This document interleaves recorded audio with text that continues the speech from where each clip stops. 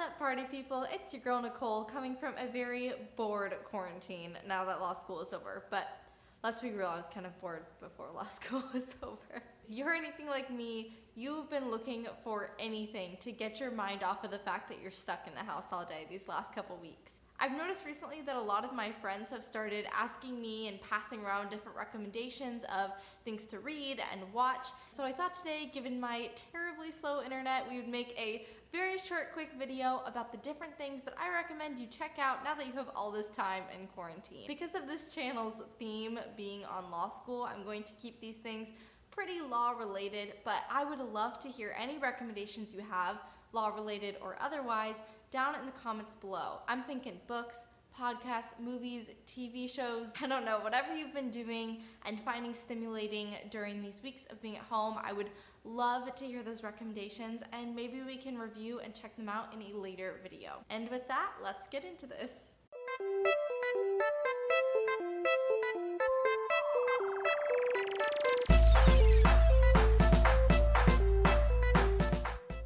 Now I'm filming this video at about 1 o'clock in the morning, and I'm gonna be real, I didn't do a whole lot of preparation. So this list is very much off the top of my head and on what I've recently been thinking about or watching. But it's certainly not exclusive to everything that I've enjoyed that has to do with law.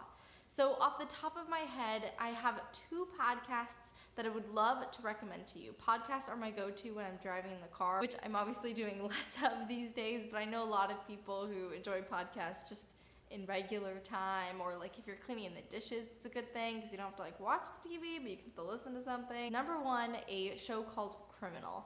It's been around for a few years. It's very popular. I would not be surprised if most of you had heard of it by now. It's basically hosted by this investigative reporter and journalist named Phoebe Judge, who, oh my gosh, does such a good job. I don't know how she finds all these people, but she conducts these really thoughtful interviews with people who have had encounters with very different and unexpected aspects of the criminal justice system. One of the more recent episodes that I actually listened to today was about a manual that an actual hitman used to conduct a murder, and the fact that he owned this manual was how the police found him. But then there's episodes about people sending in guilt letters from stealing petrified wood from a national park. Again, it's so thoughtful and thorough and interesting. I really highly recommend that one. The next justice-related podcast that I would encourage you to check out is called Justice in America. Justice in America is a great podcast that explores different aspects of the justice system from what comes across as more of a perspective of someone who works in the criminal justice system. So some of the example episodes from Justice in America are things like scholarships in prison, prison privatization, which we actually just talked about in our more recent video if you want to check that out. Check the link up here. And what progressive prosecution is. That's something that I would like to do a video on in the future because I'm personally interested and slightly invested in that movement. Some of you also might remember that I've been featured on a couple podcasts. One that's hosted by a criminal defense attorney in Los Angeles, and one hosted by our friend LSAT coach Steve Schwartz. If you want to check out those videos, I will make sure to link them in the description box below. I wanted to briefly reiterate a recommendation that I gave in a previous video for a book called American Prison. As I said before in that previous video, American Prison is written by reporter Shane Bauer, who goes undercover as a prison guard in a private prison in the South.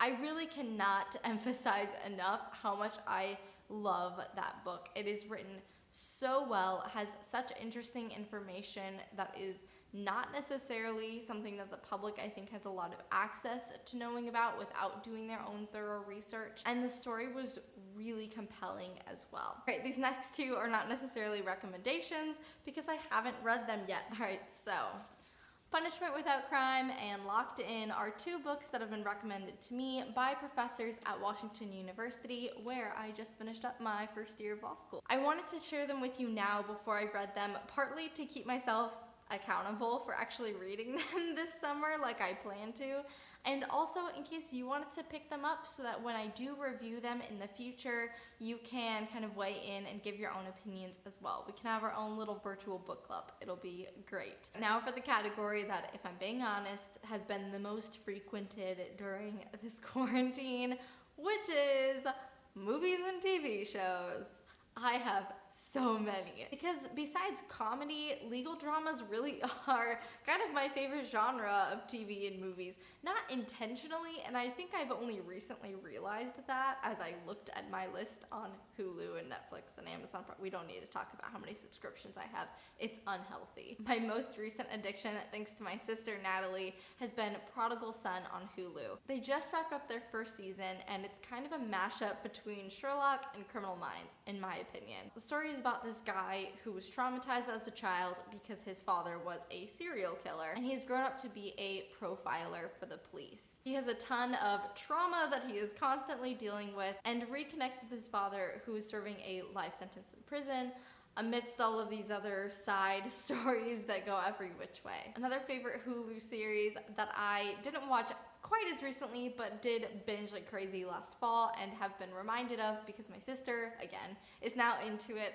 is Veronica Mars. This is an older show back from the early 2000s, starring Princess Anna herself, Kristen Bell. Kristen plays the angsty social outcast teen who works for her private detective father, solving every crime ranging from petty school theft to the murder of her best friend. I'm not spoiling anything, this all happens in like the first episode. It's basically like a dark Nancy Drew. One other TV show I wanted to shout out here for being a new player in the game and kind of coming on strong, especially in quarantine, is a show on CBS called All Rise. All Rise focuses on an African-American woman who starts out in the prosecutor's office and moves up to become a judge in that same courtroom. One of the reasons I really like this show is because it highlights the different relationships that go on in a courthouse that aren't usually focused on, like the judge's friendship with the prosecutor, or how she and her clerk interact. Obviously, these relationships are very convoluted and condensed to a small cast of characters, but I don't know that I've seen a show that made the court clerk and the court reporter and the bailiff such major characters, and I really appreciate that. It also addresses really modern issues in our criminal justice system in a way that I think is thoughtful and respectful to differing opinions. Let's move on to movies. Obviously, there are so many courtroom dramas, and you've probably heard of all of them before. So one in particular that I want to draw your attention to because I think it is incredibly underrated is The Rainmaker, starring Matt Damon. The Rainmaker is based on a John Grisham novel, who, if you don't know, John Grisham is kind of the guy in the courtroom drama fiction space as far as books go. I'm probably biased because I love Matt Damon, but I also think that the story is so good and it's just a good movie. Lots of interesting courtroom scenes, as well as an interesting discussion about insurance law. If you haven't watched it, I'm pretty sure it's on Netflix, so make sure to watch it and let me know what you think. The last movie was really hard for me to decide on because, again, there's just so many, but I made my choice on which one I'm going to talk about, mostly because I just recently watched it, and I guarantee most of you have already watched it, and if not, you've definitely heard of it. The movie is Shawshank Redemption. I am kind of surprised I'd never seen it up to this point, but in a sense, I'm kind of glad that it took me this long because I was really able to appreciate more fully than I would have when I was in high school, say, the complexities of the issues it's addressing of what prison does to people, especially now that I've really immersed myself into studying that world and reading books on it and listening to podcasts on it. I think I have a greater sense of appreciation of how unfortunately realistic a lot of that probably is, particularly when it comes to the psychology of what's going on there. One of you recently recommended that I listened to an interview Joe Rogan did with a ex-inmate who had been wrongfully incarcerated for a rape and murder. And it was heartbreaking and honestly hard to believe, and it kind of reminded me of watching Shawshank just because they were describing really similar things.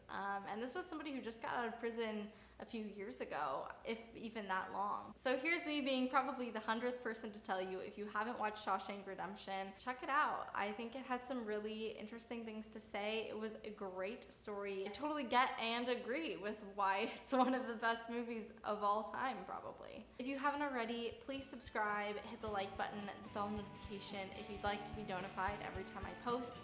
All of those things really help me out, and we are so close to 1,000 subscribers. I would love to hit that during this quarantine and make it a little bit brighter. I promise one of these days I'll get back on a regular day of posting every week. It's been crazy, despite having all this time in quarantine between finals and moving and Wi-Fi issues. It's really hard to actually upload on Monday like I was intended to, but regardless, I appreciate your graciousness with me as I try to figure this out, yes, even over a year after we've started. So I will see you sometime next week, and until then, God bless.